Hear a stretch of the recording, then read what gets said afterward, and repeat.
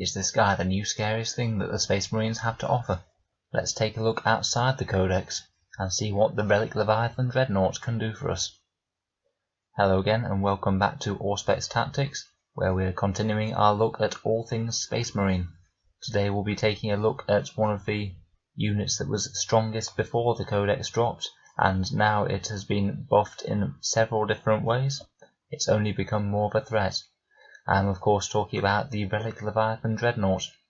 In this video we will go over his scary rules, look at the potential combos with him on the tabletop, many of which are from the Iron Hands, and then we'll have a bit of a chat about how to play with and against him on the tabletop. In the background, the Leviathan Siege Dreadnought is one of the heaviest patterns of Dreadnought that was developed in secret on Terra itself during the days of the Horus Heresy. Its construction utilizes a lot of forbidden technologies that date back to before the Great Crusade. Apparently the strain that it can place on the pilots is quite severe, and you can often go insane if you're piloting one of these for too long. Somehow you still remain sane enough to fire with a ballistic skill of 2 up, so it can't all be that bad, I imagine. I think the model for this guy is incredibly cool, and regardless of how nasty it is on the tabletop, I don't really mind seeing these guys when they're painted up all nicely. But without any further ado, let's get into his rules. The Relic Leviathan is a heavy support choice for Codex Space Marines. As it is a relic, you can only include one for every non-relic heavy support choice that you have in your army. So for example, you could field 3 of these things if you had, say, 3 regular whirlwinds or 3 units of eliminators or something like that. On his top profile he has a movement of 8, weapon skill and ballistic skill of 2 up, strength and toughness of 8, 14 wounds, 4 attacks, leadership 8 and a 2 up save. He also has a 4 up invulnerable save due to his reinforced atomantic barriers rule. So just from the base profile we can see that he's pretty hard to shift. The model has 2 arm weapons and it is armed with 2 heavy flamers. Now the most popular and scary choice is the Storm Cannon array, so we'll use that as a base loadout for the Dreadnought, having 2 of these. Armed with 2 Storm Cannon arrays and 2 heavy flamers, he will set you back 303 points. You can swap these out for one of 2 ranged options, the Gravflux Bombard and the Cyclonic Melter Lance. Each Gravflux Bombard costs 15 points more than a Storm Cannon array, so if you had it with 2 Gravflux Bombards it would be 333 points, and the Cyclonic Melter Lance is more expensive still, at another 10 points over a Gravflux Bombard, so a Leviathan with 2 Cyclonic Melter Lances would be 353 points. So what are the stats on all of these guns then? The Storm Cannon array is a 24-inch heavy 10 weapon with strength 7, AP -2 and damage 2. So straight away you can see it's an enormous rate of fire of quality shots. It has enough shots, strength, AP and damage to be a threat to just about anything in the game, from hordes to knights. And obviously you get 2 of these, so your typical double Storm Cannon Leviathan Dreadnought will be getting 20 shots at 24-inch range. Very scary. The Gravflux Bombard is an interesting weapon. It's only 18-inch range, and it's heavy D3, strength 9, AP -5 and 2 damage. But if you fire it at a monster, vehicle or titanic unit, then the damage becomes 5 rather than 3. And if you point it at a large infantry unit, then you get an extra D3 shots per every 5 models in the unit. Now I prefer the Storm Cannon array to the Gravflux Bombard because it is longer range and is more use against more targets. The Gravflux Bombard can do a little bit more damage if you're firing at a unit that has a very high save and no invulnerable save, and it outperforms generally against toughness 8 units. I think that the range is the biggest issue, but also the fact that it's more expensive. It is still a brutally effective weapon if you get it off on the right target, but at 18-inch range you put yourself at serious risk of reprisals or having the Dreadnought locked up in close combat, or just being screened out a long way from the enemy unit that you want to shoot. So those are my reasons for preferring the Storm Cannon array. Moving on to the Cyclonic Melter Lance, it's also 18-inch range, heavy 2d3, strength 9, AP -4, damage d6. And as with all melter weapons, if you're within half range, you roll 2d6 and pick the highest for damage. Now this is clearly a very strong anti-tank weapon and outperforms the Grav Flux Bombard, though again costs more. Again, my main issue with this is the range and that it's only good against certain targets. If your opponent doesn't want this to be shooting one of their heavy tanks, then you're going to struggle to get it in range before you've had a turn or two slogging through enemy firepower. And unlike the Grav Flux Bombard and the Storm Cannon, it is very bad against Horde units, as it has only 4 shots no matter how big the unit is. Moving on to the melee weapons the Leviathan can take, it can either have a Leviathan Siege Claw or a Leviathan Siege Drill as one of its arm weapons. These have built-in melter guns, so have a little bit of ranged damage output too. The Leviathan Siege Claw, with its built-in melter gun, will set you back 6 points less than the Storm Cannon array, and the Leviathan Siege Drill, again with the built-in melter gun, costs 4 more than the Storm Cannon. So a Leviathan with 2 Siege Claws and melter guns will cost you 291 points. The Siege Claw is Strength times 2, AP 3, Damage 3 damage, and rerolls all failed wounds against infantry, and the Siege Drill is Strength times 2, AP 4, Damage 4. On the first round of close combat, they'll typically be hitting at 5 attacks with these weapons, so they definitely have the potential to put a lot of damage on enemy heavies. The reason I think that these don't see that much play is that for just about 50 points more, you could buy yourself a Knight Gallant, which is pretty much better in almost every way. It's a lot faster, hits with damage 6 on 5 attacks, and has a bunch of useful stratagems. I think the speed is the biggest issue here, because 8 inches isn't really that fast. If your opponent doesn't want this guy to get into close combat with a heavy unit, then you won't be able to get him there most likely. Now the unit has a few special rules and abilities. Firstly, it degrades, so if you have 7 wounds or less, then you'll be hitting on 3s, moving only 5 inches, and 1 to 3 wounds you'll be hitting on 4s, and moving only 3 inches. When it dies, it has a higher chance of exploding, so on a 5 or 6, when you roll to see if it blows up, it'll explode and everything within 9 inches will suffer D3 mortal wounds. Obviously you don't really want this going off in the middle of your Space Marine gun line, so consider keeping a command point available to re-roll this if it happens, because it could be devastating. It also has smoke launchers, which could be useful on a close combat Leviathan, when you can pop the smoke launchers instead of shooting to make the units -1 to hit for your opponent's next shooting phase. There was a further option added in an FAQ to allow the Relic Leviathan to take up to 3 hunter-killer missiles, which are an option you could take or leave in my view.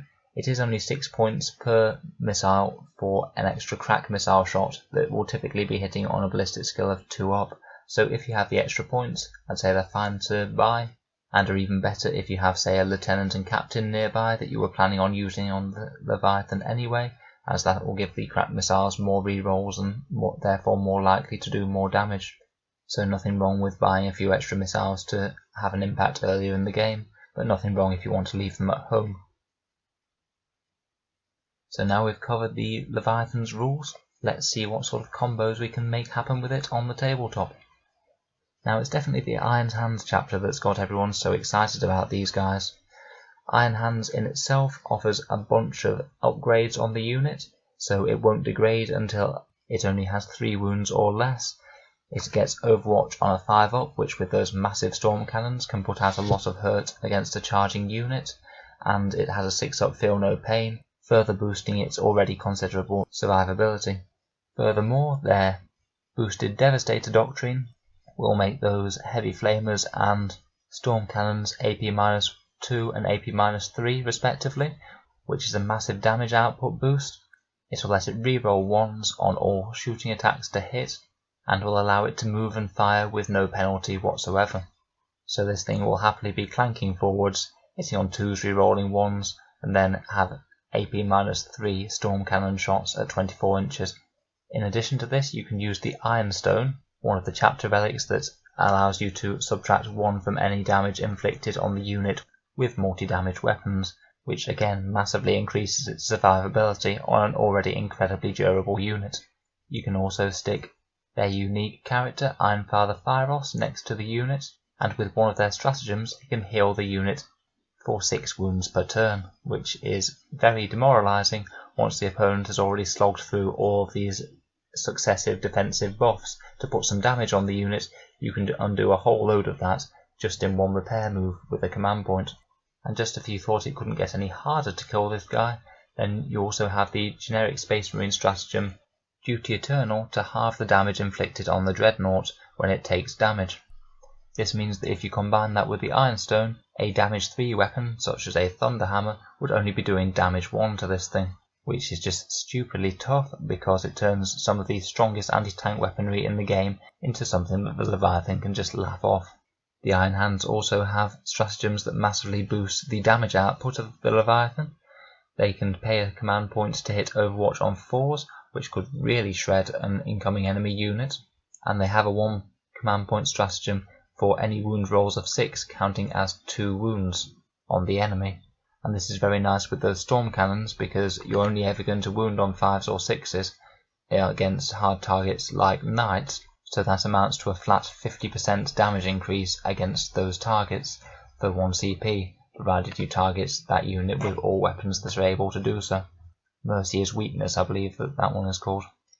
So if you really wanted to take this to the extreme, you could have a Lieutenant with the Ironstone, which would allow you to reduce incoming damage and also reroll 1s to wound, next to Ironfather Thyros, next to 3 of these Relic Leviathan Dreadnoughts, and pumping out 60 storm cannon shots at 24-inch range per turn.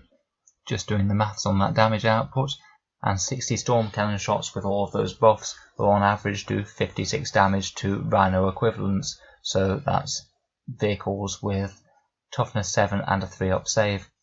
All of this adds up to a unit that is just incredibly durable and incredibly killy, so is definitely a threat to be scared of on the battlefield. Briefly, I'll just mention other chapters that this can be good with. Ultramarines for moving and shooting with no penalty, also being able to fall back and shoot, as being locked in combat is one of the biggest weaknesses of the Leviathan, so if you can just step back and still keep on firing all of its guns, you mitigate a massive weakness. Raven Guard or the Stealthy Successor chapter trait are also great, as they will turn that 2-up save into a native 1-up save, provided your opponent is shooting from greater than 12-inch range. But frankly, pretty much every chapter will be able to run these and still be strong, as the unit is just so brutally strong on its base stats alone. There are a few stratagems that you could combo with this guy, aside from the obviously amazing Duty Eternal stratagem. Armour of Contempt is a 1 CP stratagem that ignores mortal wounds on a 5-up, and mortal wounds are one of the things that take this down the most easily, so that's worth bearing in mind. Wisdom of the Ancients could be handy if you want your Leviathan Dreadnoughts to act as a captain in a pinch and give everyone a reroll aura of reroll 1s to hit within 6 inches of him. Big Guns Never Tire for 1 CP. If your vehicle isn't Iron Hands or Ultramarines, then this would allow you to move him forward without suffering the -1 to hit penalty for those nasty heavy weapons. And finally, you might consider re-rolling the Explodes result, say if he happens to die in the middle of a whole load of enemy units, then re-rolling a failed Explodes result and hoping for that 5 or 6 could be good to hand out a lot of mortal wounds all over the enemy army, as the explosion radius is just so wide. There are some characters that can help this guy out. Obviously any captains or lieutenants will help boost his damage output. Chaplains could be useful for the +1 to wounds litany on the nearest unit. Iron Hands librarians have the option to know a spell that could heal him for a further D3 wounds, meaning that Iron Hands could potentially heal this guy up to 9 wounds in a single turn, of course when combined with Ironfather Thyros for that very nice flat 3 healing. So how would I run a Leviathan on the tabletop myself? As I said, my favourite loadout by far is the Storm Cannon Array due to the extra range. I would take 2 of these, and I'd think about including the missiles depending on how many spare points I had left over for other things that I needed to have in my army. You could happily run anywhere between 1 and 3 of these.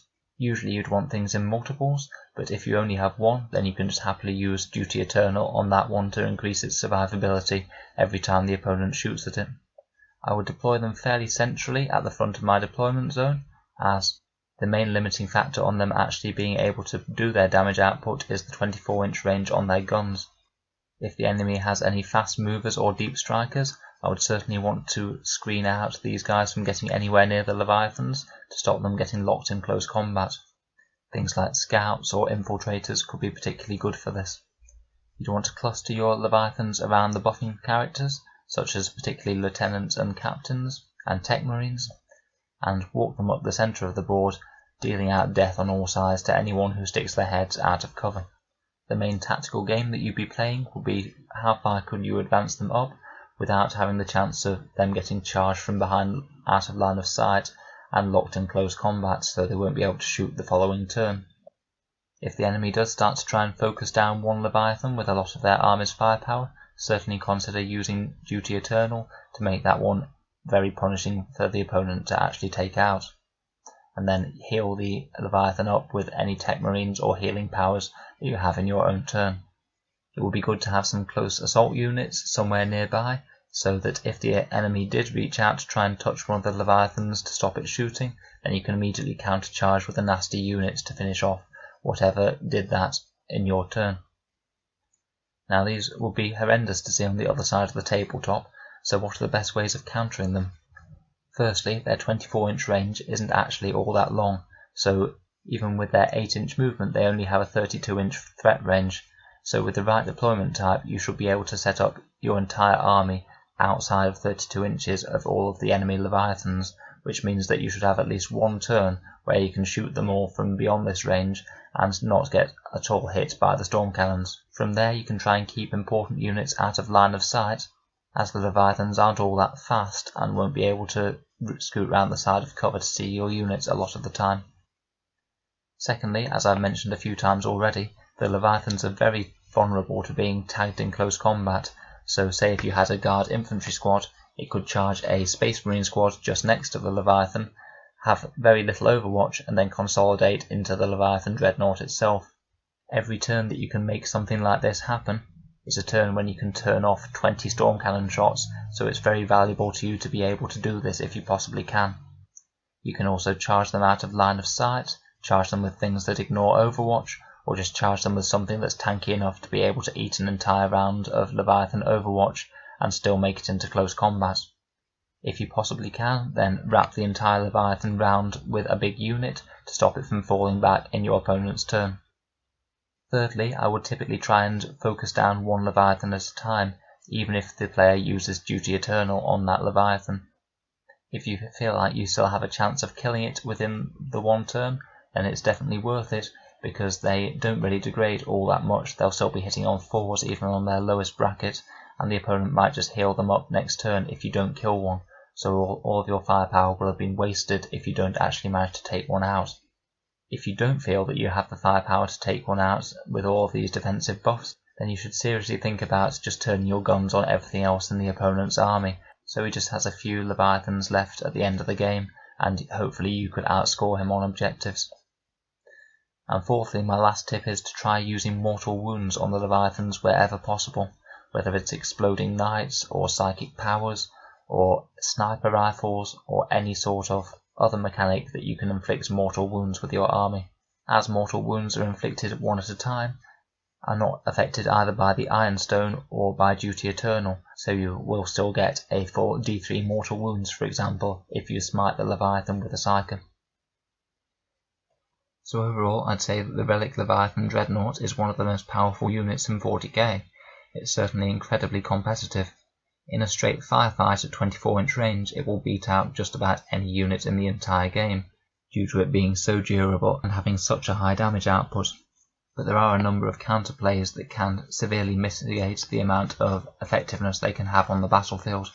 I guess only time will see whether or not all of this power actually translates into winning tournaments and things, but I certainly wouldn't be surprised if we start seeing them crop up in tournament winning lists very soon. Please let me know if you've got any other thoughts on Leviathan Dreadnoughts, or if I managed to get any rules wrong this time. I'll be interested to see if Games Workshop keep them at their current power level or decide to nerf them at some point in the future. They're certainly very imposing to see on the other side of the tabletop.